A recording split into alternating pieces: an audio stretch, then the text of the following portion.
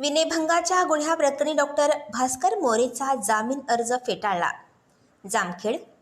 विनयभंगाच्या गुन्ह्यात अटक असलेल्या डॉक्टर भास्कर मोरे याचा आज दिनांक 18 रोजी दाखल केलेला जामीन अर्ज जामखेड न्यायालयाने फेटाळला आहे. त्यामुळे डॉक्टर भास्कर मोरेच्या अडचणी वाढत आहेत. सध्या मोरे हा वन्य प्राणी पाळल्याप्रकरणी वणी विभागाच्या कस्टडीत आहे. Ratnadeep medical foundation and research सेंटरचा अध्यक्ष डॉक्टर भास्कर मोरे याच्या विरोधात मंगळवार दिनांक 5 मार्चपासून कॉलेजच्या विद्यार्थी व विद्यार्थिनींनी आंदोलन सुरू केले होते. त्यानंतर दिनांक 7 मार्च रोजी विद्यार्थ्यांच्या मागणीसाठी शिवप्रतिष्ठानचे अध्यक्ष पांडुराजे भोसले हे देखील उपोषणास बसले होते. सदरचे उपोषण व आंदोलन हे 11 दिवस चालले होते. डॉक्टर मोरे याच्या विरोधात दिनांक 8 मार्च रोजी विनयभंगाचा गुन्हा दाखल करण्यात आला होता.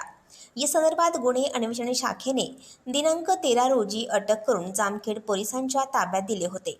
त्यानुसार जामखेड न्यायालयात हजर केले असता न्यायालयाने 1 दिवसाची पोलीस कोठडी सुनावली होती. यानंतर हरिण पाळल्याप्रकरणी डॉक्टर भास्कर मोरेला वणी विभागाकडून दाखल करण्यात आलेल्या गुन्ह्यांसंबंधात अटक केली होती. वणी विभागाची 4 दिवसांची दिनांक 20 पर्यंतची वनकोठडी सुनावली आहे.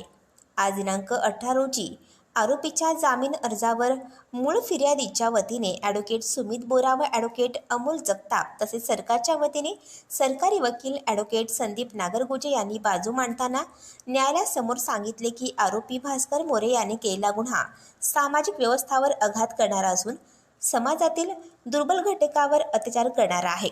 सदर आरोपी फरार होण्याची दाट शक्यता आहे. तसेच सदर आरोपी पुन्हा अशा प्रकारचा गुन्हा करण्याची दाट शक्यता नाकारता येत नाही, अशी बाजू मांडली. त्यानंतर न्यायालयाने वरील सर्व बाबींचा विचार करून व फिर्यादीच्या वकिलांचा युक्तिवाद ग्राह्य धरून जामखेड न्यायालयाने आरोपी भास्कर मोरेचा जामीन अर्ज फेटाळला. त्यामुळे भास्कर मोरेच्या कोठडीत मुक्काम वाढला आहे. प्रतिनिधी नासिर पठाणसह पत्रकार अशोक निमोणकर, जामखेड.